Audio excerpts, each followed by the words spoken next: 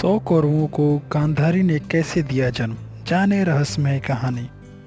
इस वीडियो को पूरा देखने से पहले अगर आपने हमारे चैनल को सब्सक्राइब नहीं किया तो सब्सक्राइब कर लें, क्योंकि हम अपने चैनल के माध्यम से बहुत ही लाभदायक और बहुत ही ऐतिहासिक घटनाओं का विवरण बहुत ही अच्छे और रोचक तरीके से करते हैं। तो जाइए जानते हैं 100 कौरवों को कैसे दिया गांधारी ने जन्म।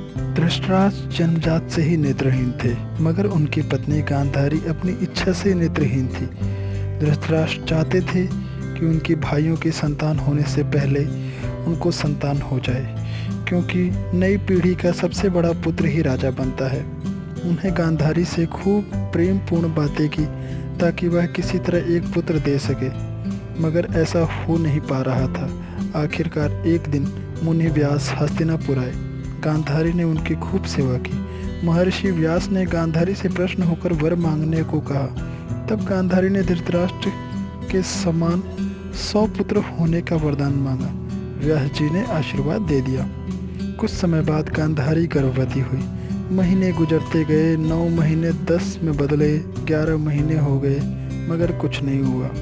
उसे घबराहट होने लगी। उधर कुंती के गर्भ से पांडु के बड़े पुत्र युधिष्ठिर का जन्म हो गया। धृतराष्ट्र और गांधारी तो दुख और निराश में डूब गए।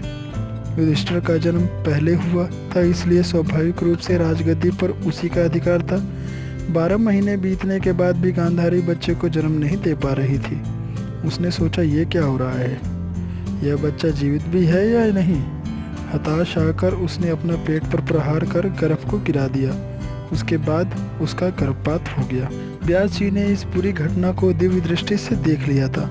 वे गांधारी के पास गए और बोले, आज तक मेरी कोई बात गलत नहीं निकली, ना ही अब होगी। वह जैसा भी मांस का वही पिंड मेरे पास लेकर आओ। उन्होंने गांधारी से कहा, तुम शीघ्रता से 100 कुंड बनवाकर उन्हें घी से भरवा दो और 2 वर्षों के लिए सुरक्षित जगह रखवाने का प्रबंध करवा दो।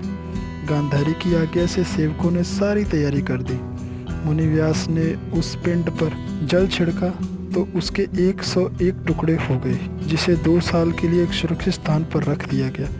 उन्हीं मांस के पिंडों के 100 कौरव पुत्र व एक कन्या का जन्म हुआ। अगर आपको हमारी ये वीडियो अच्छी लगी तो आप इसे ज़्यादा से ज़्यादा शेयर कीजिए, हमारे चैनल को सब्सक्राइब कीजिए, और आपका यदि कोई सुझाव या कोई सजेशन है तो आप हमें कमेंट के माध्यम से आप हम तक पहुँचा सकते हैं, और हम उसे अपनी नई वीडियो में ज़रूर इम्प्लीमेंट करने की कोशिश करेंगे।